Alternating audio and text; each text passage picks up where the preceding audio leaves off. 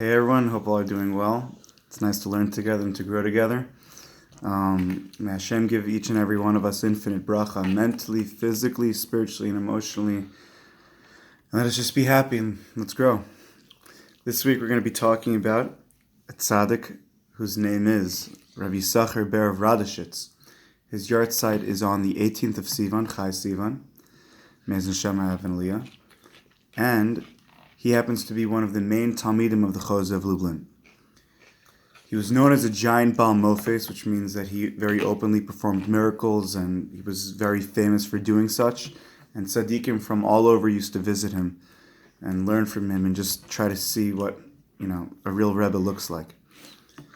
So it's told about him that one of, from his, amazing life, it happens to be that at the beginning of his life, in the first couple of years of his marriage, he lived in very dire straits and he suffered from very, very harsh poverty. And, there was a certain point that he was sitting with his wife at one point in his house, and his wife just bursted out crying. And she started saying, please, just, if there's anything that you could do to, any money you could bring in the house at all, just something. Like, I can't take this anymore. It's too much. And he looked at her and he said, this is my lot. And, if I need, like, I can give you a get, and then you won't have to suffer by it anymore. But this is the best that can be done at this point. And she looked back at him and she she smiled and kind of chuckled and said, never in a million years. She said, yes, it's hard. Yes, this is difficult, but that would never mean I would want to divorce you. It was, and then she told him the story that she said, when I was once younger, there were two guests that happened to stop by my father's house, and where I used to live as a young girl.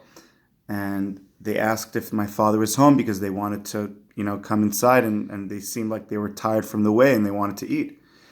And I told them that he wasn't, so they went off on their way. And the second that they left, I realized that they were probably not coming in because they were concerned of transgressing laws of Yichud. So immediately after, I ran back to catch them, and I caught them and I told them, don't worry, please come. I'll give you food. Everything will be fine. Just, you could stay right outside the house. You don't even have to come in, but please let me be able to give you something for the way. And they came back and she gave them food, and they, at the end of it, they asked her for a bracha. And they said,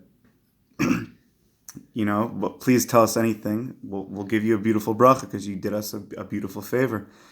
And she left it up to them, and they ended up giving out her bracha that she's going to marry a very, very, very special person that's going to be a giant light onto Israel.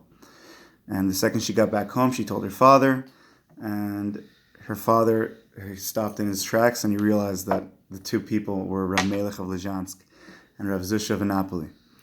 So she told him that, and she said, and she returned to back to the story.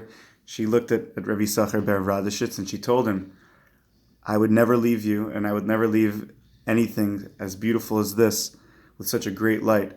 Money doesn't make a difference because this is truly only what matters to me.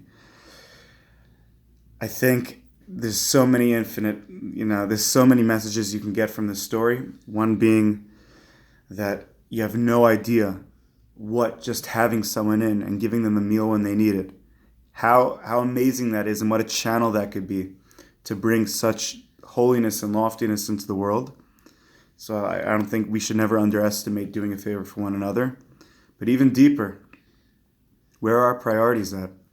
These tzaddikim teach us. And just like we're inspired and we realize that someone's willing to go through such hard difficulties just because they know what's true and what's important, and not even that, it doesn't matter to them because it matters, but they wouldn't give it up in a million years. I think that's something that we could all really deeply resonate with, whether we're aware or not, and maybe just have the bracha that we could live like that and unleash that inner depth of us. The Lubavitcher Rebbe used to say that Jewish wealth are mitzvahs and godly wisdom. not riches and houses of gold and silver. May we take this with us forever. May everyone have a beautiful rest of your day.